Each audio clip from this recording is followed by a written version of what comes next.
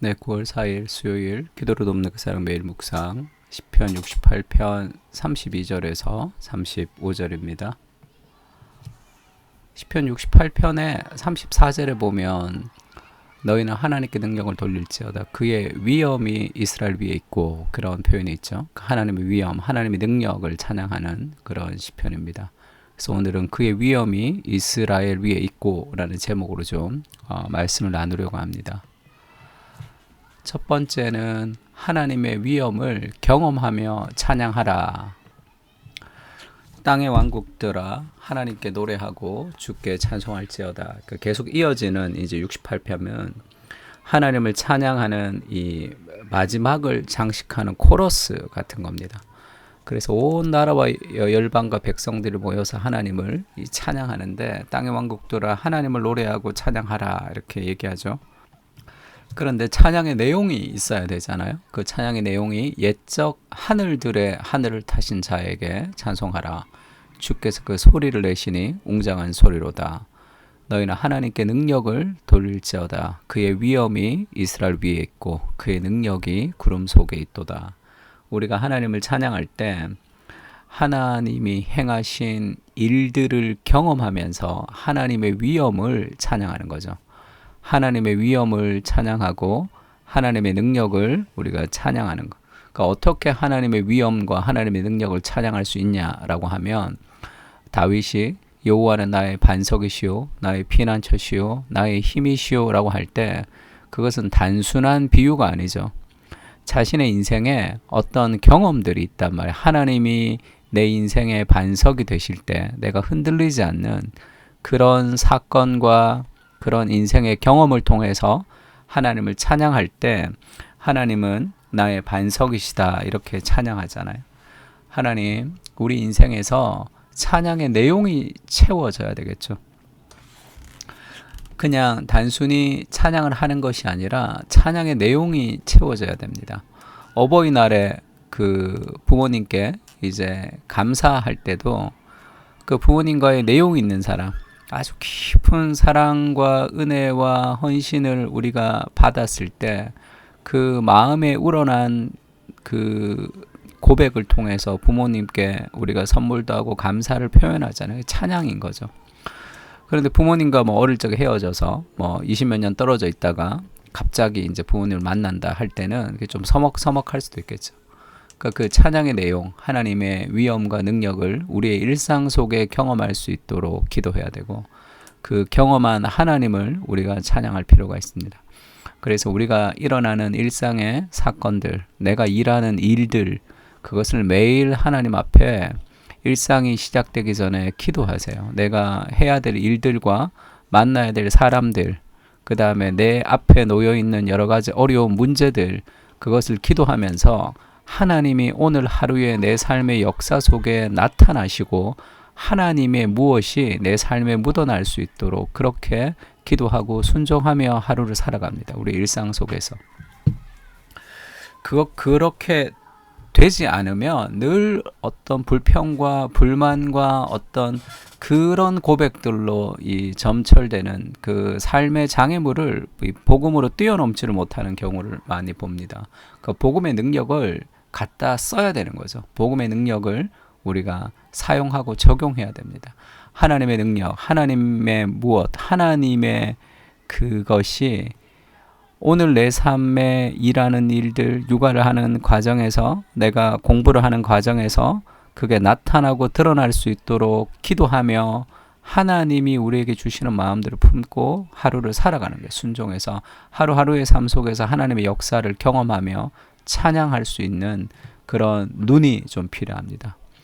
염려하지 말라. 공중의 새를 보고 들의 백합화를 보면서 하나님의 인도하심을 경험하듯이 그 하나님이 내 일상 가운데 함께 하신다는 것을 경험하며 찬양할 필요가 있는 거죠. 그리고 하나님이 위엄을 성소에 나타내시나이다. 이스라엘의 하나님 이렇게 이제 이스라엘의 하나님 이렇게 표현하죠.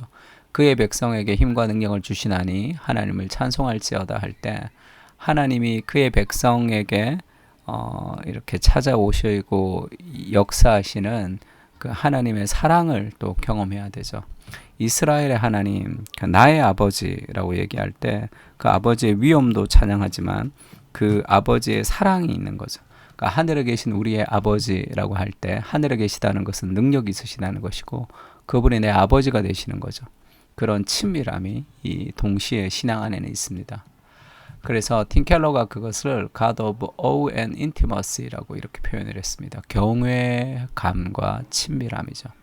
그 위엄이 넘치면서도 다정하신 하나님 이렇게 번역을 했는데 이 놀라운 하나님의 그런 이 초월, 하나님의 능력을 경험하는 그런 놀라움 그리고 그 인티머시, 하나님과의 친밀함 이 두 가지가 동시에 있어야 됩니다.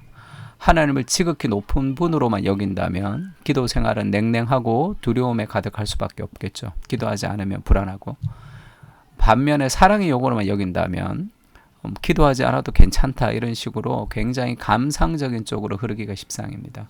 하나님을 향한 경외와 하나님을 향한 친밀함의 그 균형이 좀 필요한 거죠. 그리스도 십자가를 통해서 그때 하나님과의 친밀함을 깊이 경험하면서 우리도 겸손하고 깊은 사랑을 누리는 그런 친밀함을 경험하고 그러면서 하나님의 능력을 경험하면서 우리 인생의 여러 가지 삶의 장애물을 뛰어넘는 그런 힘 있는 사람으로 우리가 세상 가운데 살아갈 수 있는 겁니다.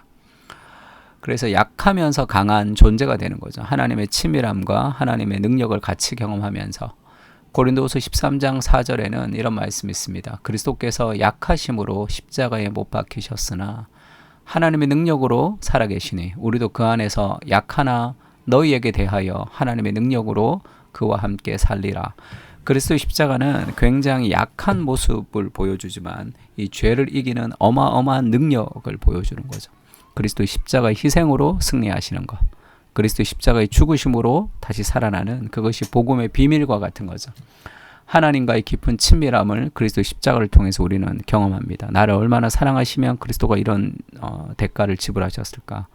그리고 그리스도의 십자가에서 어마어마한 하나님의 능력을 우리가 경험할 수 있습니다. 그리스도의 십자가를 통해서 죄를 정복하시는 하나님의 진정한 지혜와 능력을 우리가 함께 경험할 수 있는 거죠. 그래서 바울도 그렇게 얘기하죠. 그러므로 내가 그리스도를 위하여 약한 것들과 능력과 궁핍과 박해와 곤고를 기뻐하노니 이는 내가 약한 그때의 강함이라.